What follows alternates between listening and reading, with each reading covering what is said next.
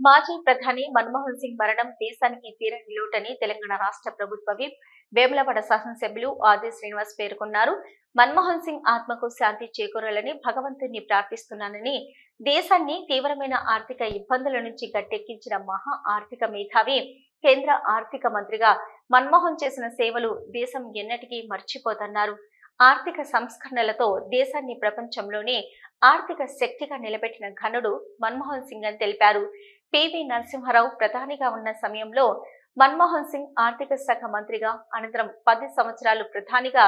దేశానికి ఎంతో సేవ చేశారని కొనియాడారు. మన్మోహన్ సింగ్ మరణం దేశానికి తీరని లోటని, వారి నిరాడంబర జీవితం దేశం పట్ల వారి అంకిత భావం భావితరాలకు స్ఫూర్తిదాయకమన్నారు. ఆ మహనీయుని ఆత్మకు శాంతి ప్రసాదించాలని భగవంతుని ప్రార్థిస్తూ వారి కుటుంబ సభ్యులకు తన ప్రగాఢ సానుభూతిని తెలిపారు. భారతదేశ మాజీ ప్రధాని శ్రీ మన్మోహన్ సింగ్ గారి మరణం భారతదేశ యావత్తు ప్రజానికానికి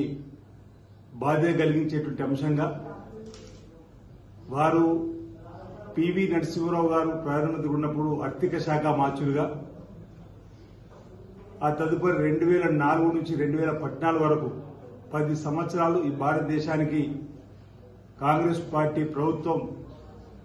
శ్రీమతి సోనియా గాంధీ గారి సారథ్యంలో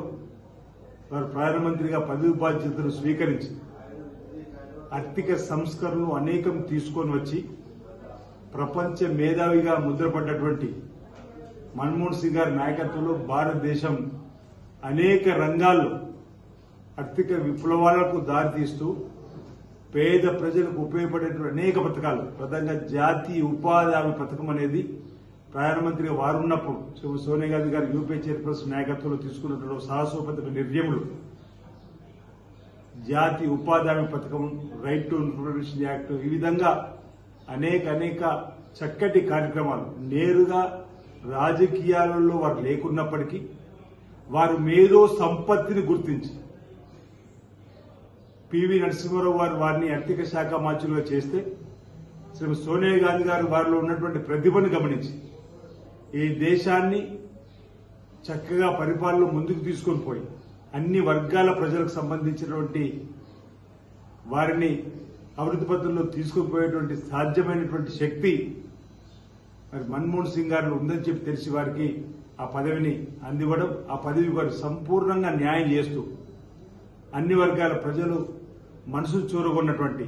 మరి మన్మోహన్ సింగ్ గారు 91 నుంచి ఇంచుమించు 5 సార్లు రాజ్యసభకు ఎంపిక కావడం, మరి వారు అనారోగ్యంతో నిన్నటి రోజు రాత్రి భారతదేశ రాజధాని ఢిల్లీలోని ఎయిమ్స్ లో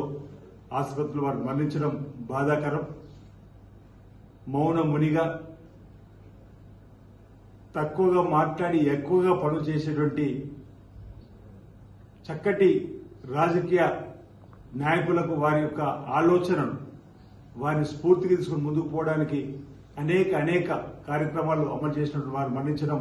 మన దేశానికి ఒక గొప్ప నాయకుడిని కోల్పోయినట్టుగా, వారి సేవలన్నీ కూడా ఈరోజు మరణం చేసుకుంటూ మన భారతదేశానికి వారి మరణం ఒక తీరని లోటుగా నేను వ్యక్తిగతంగా భావిస్తూ వారి ఆలోచన విధానాన్ని ప్రతి ఒక్కరూ తీసుకుని పోవాలని చెప్పి ఆ సందర్భంగా తెలియజేస్తూ